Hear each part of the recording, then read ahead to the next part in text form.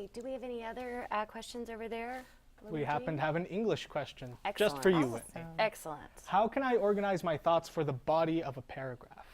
Okay, so this is where your outlining is going to really come in handy. Again, you have to follow a process. We've talked about this on a few different episodes, but you have to follow a process. You can't just throw out an idea and have an essay happen.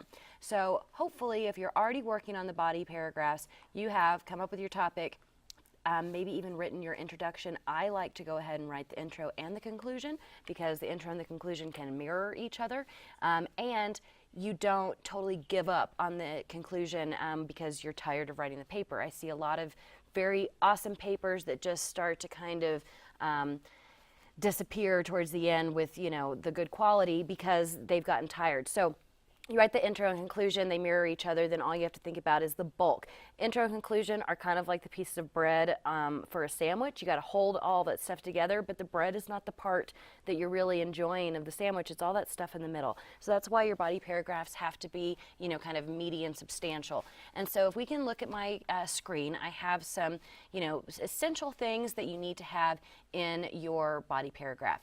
Topic sentence, a concrete detail, some analysis of that detail, and then a transition sentence into the next paragraph.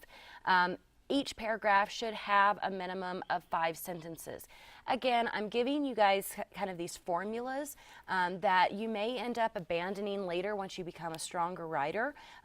That's kind of how American writing has gone. We don't really use a lot of formulas, but when you're learning and when you're just starting off, you do need to kind of use these strategies because they're just going to help you get into the habit of being a good writer. So depending on whatever kind of essay that you're writing, your topic sentence could be a statistic or some kind of quote maybe that then you go into a detail. If it's an argument or a persuasive essay, you might be using some evidence right then to back up that quote, and then you're analyzing that evidence or analyzing the quote or the statistic that you used, using your own opinion to back that up, and then you transition into the next paragraph.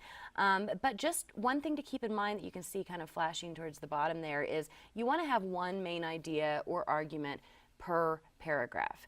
The only exception might be if you're writing argument, you might have your argument and then an opponent's argument or a concession that goes there. You can keep those together in one body paragraph because they're all related. But in this kind of idea, if you've outlined your paper, you've got your intro that says, I'm going to talk about these 3 main points. Your body paragraphs are those 3 main points, and then your conclusion said, I just talked about those 3 main points. And this is a really good kind of outline for you to follow. There's all different things out there. There's meal. I think this might even be called TCAT.